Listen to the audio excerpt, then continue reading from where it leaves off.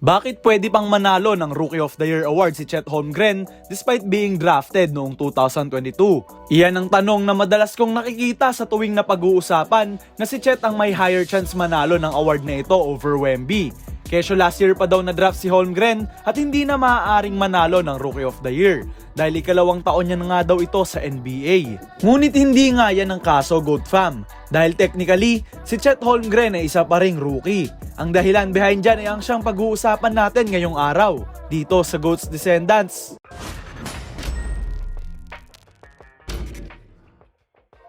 Noong 2011 ay si Blake Griffin ang nanalo ng Rookie of the Year award by a mile kalaban sila John Wall at DeMarcus Cousins, Goat Fam. Ito rin ang taon na may isang rookie na nakasama sa isang NBA All-Star Game. Siya nga ang huling rookie na nakagawa niyan in recent history.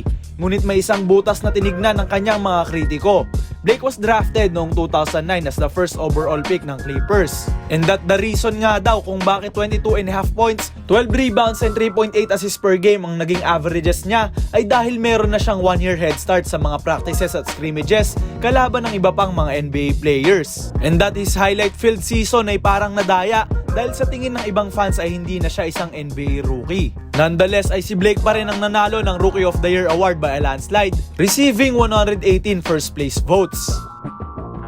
Fast forward to 2018, mainit ang Rookie of the Year race ni Donovan Mitchell at Ben Simmons. Si Donovan ay may 20.5 points, 3.7 assists and 1.5 steals per game. Subalit ang nangunguna sa Rookie of the Year race buong season ay ang then 6'10 Philadelphia 76ers point guard. Pinakitaan tayo ni Ben Simmons ng kanyang elite playmaking at transition game sa unang taon niya pa lang sa Philly. On the way para mag-average ng 15.8 points, 8 rebounds and 8.2 assists per game bilang isang 21-year-old rookie. But here is the case. Na-injured si Simmons prior sa 2016 to 2017 NBA season, kaya naman isang buong taon siya nag-rehab at nagpagaling. Kumbaga ay na-miss out nga ni Ben ang kanyang supposed first season sa liga. Dahil nga nadedehado na si Spida ay na-expose niya ang butas na iyan at nagsuot pa nga ng hoodie na merong definition ng rookie sa unahan nito. Subalit ganun din ang nangyari. Si Ben Simmons pa rin ang napangalanang 2018 Rookie of the Year despite sa mga antics na ginawa ni Mitchell noon. Ano nga ba ang definition ng rookie in terms of sporting events, Goat Fam? Ayon sa mga nasaliksik natin online, ito nga raw ay isang athlete playing their first season as a member of a professional sports team.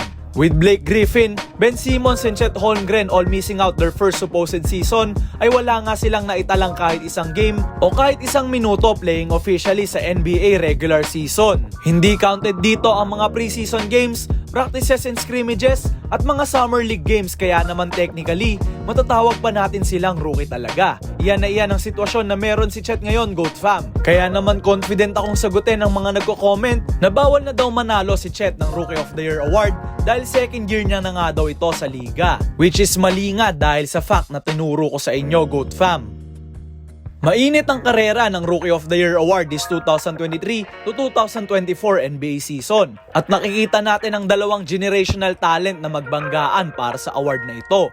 Kaya naman para sa mga NBA fans na nagtatanong kung bakit in the running pa ang 7'1 big man ng OKC Thunder, ay sana'y naliwanagan kayo sa video natin today. Give me a like and follow, Goat Fam, kung may bago kang knowledge na natutunan dito sa ating page. At kung may kaunting insights kayong nalaman sa mga technicalities ng NBA basketball. Ngunit ano sa tingin nyo, Goat Fam? Sino nga ba ang mananalo ng 2024 Rookie of the Year award? I-komento nyo lang ang inyong opinion sa baba at babasahin nating lahat yan.